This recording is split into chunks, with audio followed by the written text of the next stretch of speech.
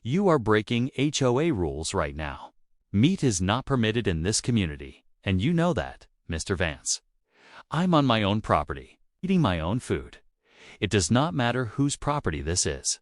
This is a community. You are violating the rules of this community, and I will not stand for it. HOA President Margaret Higgins of Oak Ridge Pines decided that her personal road to Damascus, a Netflix documentary, a bad cholesterol reading, and apparently a complete personality transplant was everybody else's problem too, and she used the full weight of her HOA position to make sure every single resident on Elmwood Drive felt every ounce of it.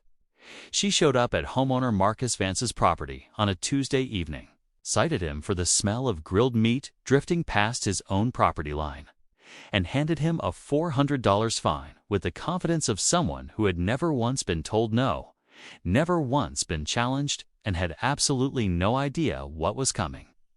What she didn't know was that Marcus had spent 9 years working in property law, owned his home at 4417 Elmwood Drive outright, no mortgage, no liens, nothing for the HOA to threaten, and had already begun building a paper trail so detailed it would make a forensic accountant emotional.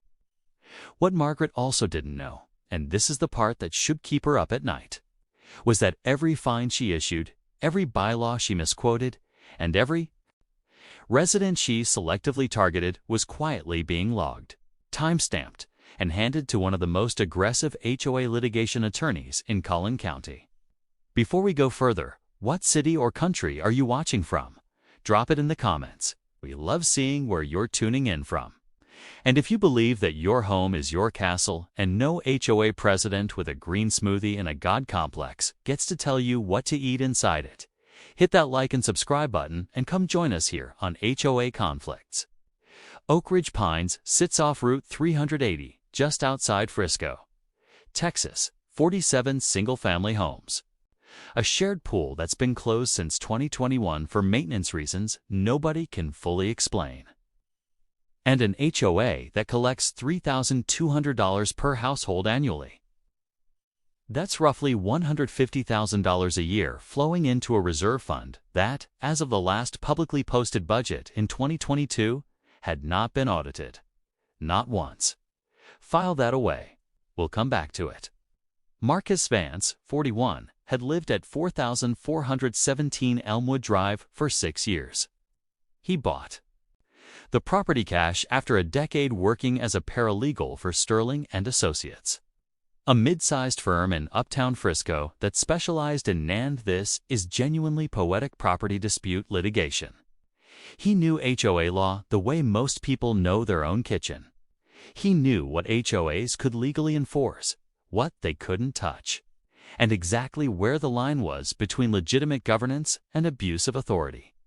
He was not by nature a confrontational man. He coached youth basketball on Saturday mornings at the East Side Rec Center, maintained one of the better-kept lawns on the block, and was known among his neighbors primarily for two things: his generosity and his grill. That grill, a heavy-duty Weber Genesis sitting on the left side of his porch at 4417 Elmwood Drive, was the object that would eventually bring Margaret Higgins's entire carefully constructed kingdom crashing down around her organic, locally sourced, non-leather shoes. But we'll get there. It was Evelyn Harper, Marcus's neighbor, at 4419, who first told him about the letter. She knocked on his door on a Thursday morning, looking equal parts amused and anxious, holding the HOA notice like it was a parking ticket she'd found on a car that wasn't hers. Evelyn had lived in Oak Ridge Pines for 11 years longer than almost anyone on the block and had watched 3 HOA presidents come and go. She handed Marcus the letter and said, "I think Margaret has lost her entire mind." Marcus read it, standing in his doorway. Then he read it again. The letter, printed on official Oak Ridge Pines HOA letterhead and signed by Margaret R. Higgins, President, stated that effective immediately, the preparation, consumption, and open display of meat products within the community constituted a violation of the community's health and wellness standards. First offense carried a $200 fine. Second offense, $400. Repeat violations would be subject to escalating penalties up to and including liens against the property. Marcus looked up from the letter. Then he looked at Evelyn. Then he did something Margaret Higgins would later deeply regret prompting. He smiled. "She can't do this," he said quietly, folding the letter with the kind of calm that only comes from knowing exactly why you're calm. "I know she can't," Evelyn said, "but she doesn't know that." That was the problem with Margaret Higgins. She had been HOA president for 4 years, had never been seriously challenged, had slowly expanded the scope of her authority, one overreaching rule at a time, and had grown so comfortable with residents simply paying her fines and going back inside that she had completely forgotten to ask herself a very important question. What happens when one of them actually knows the law? Marcus went back inside, set the letter on his kitchen counter, picked up his phone, and called Julian Hayes, his closest friend, former college roommate, and as of 8 months ago, newly made partner at Harrison & Cross, one of the sharpest civil litigation firms in Texas. The call lasted 6 minutes. By the end of it, Marcus had done 2 things. He had made a decision, and he had started the clock on Margaret Higgins's HOA presidency, though she wouldn't hear it ticking. For a little while yet, that evening, completely unbothered, Marcus Vance went out to his porch at 4417 Elmwood Drive, fired up the Weber Genesis, and grilled a steak. It smelled incredible.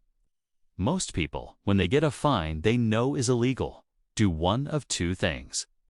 They pay it just to make the headache go away, or they complain about it to anyone who will listen and then pay it anyway.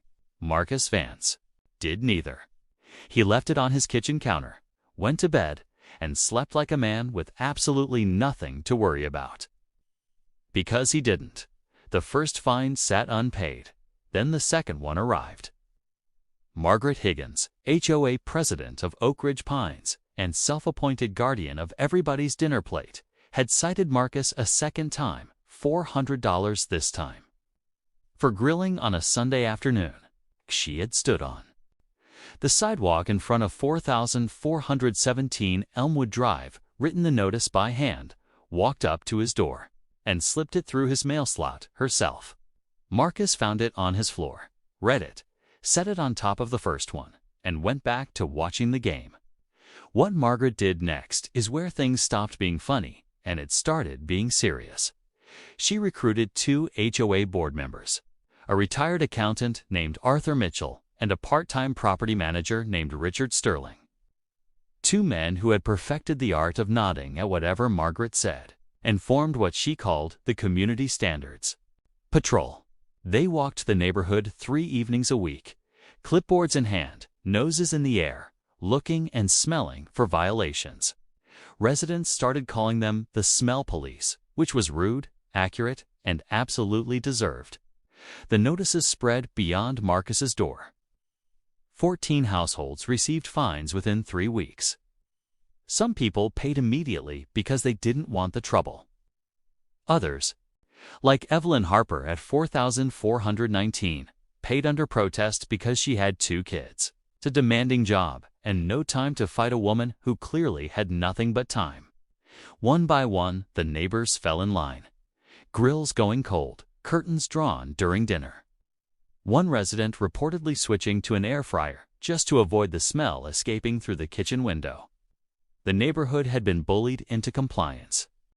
And Margaret took that as confirmation that she was right all along.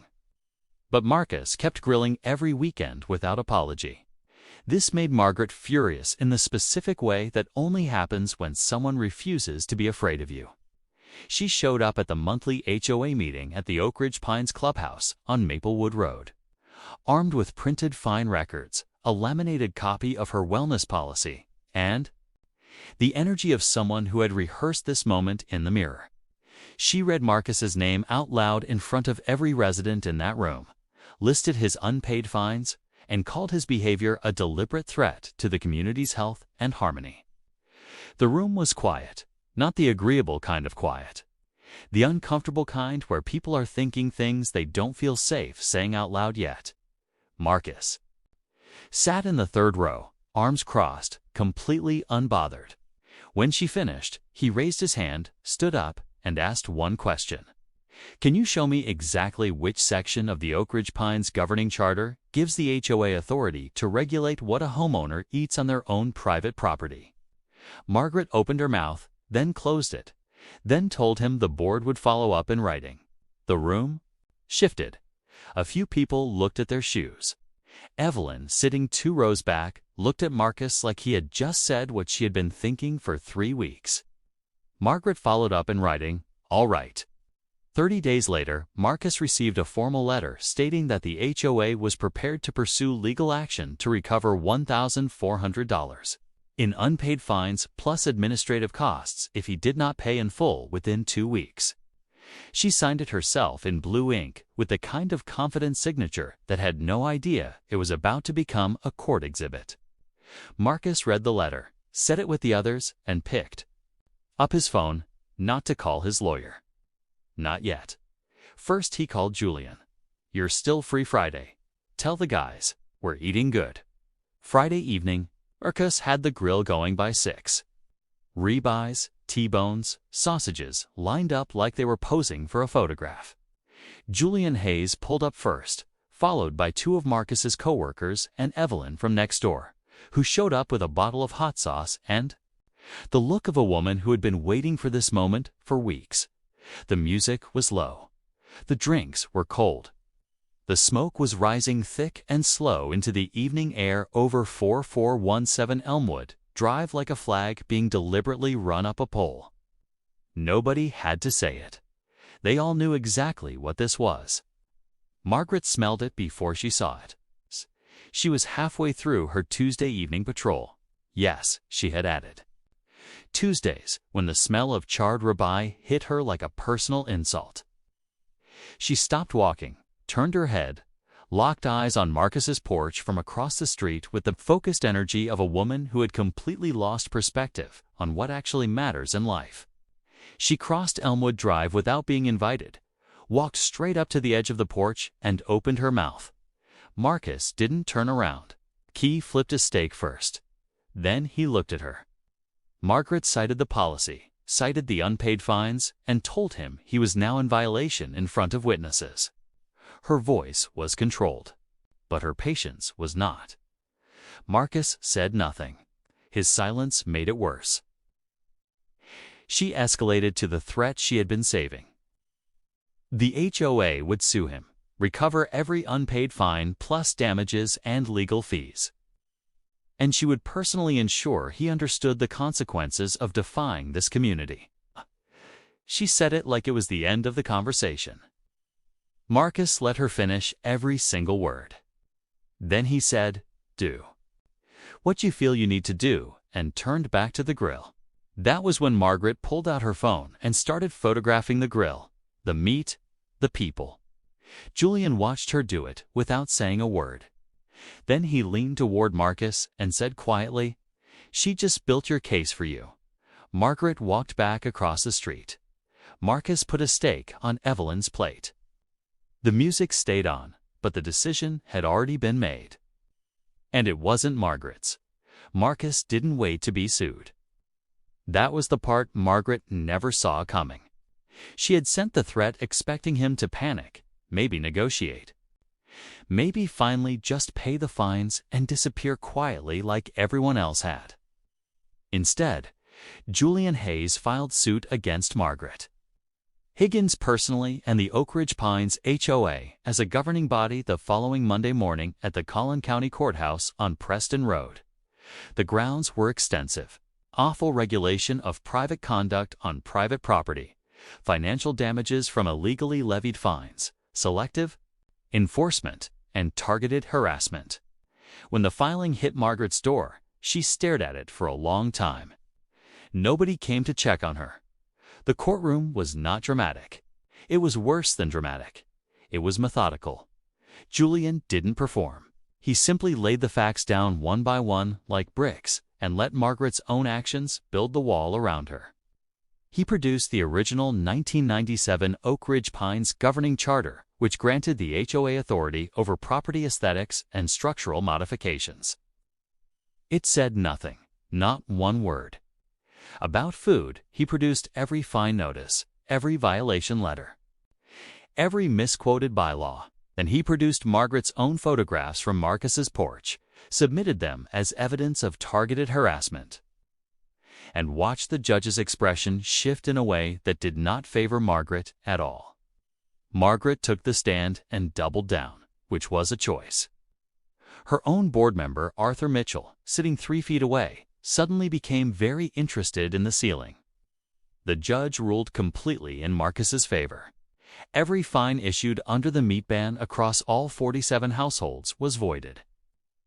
The policy was struck down as outside the HOA's legal authority entirely. Marcus was awarded damages and full legal fees. The board voted to remove Margaret as president within the week. The unaudited reserve fund, that $150,000 nobody had looked at since 2022, was flagged for a full financial review.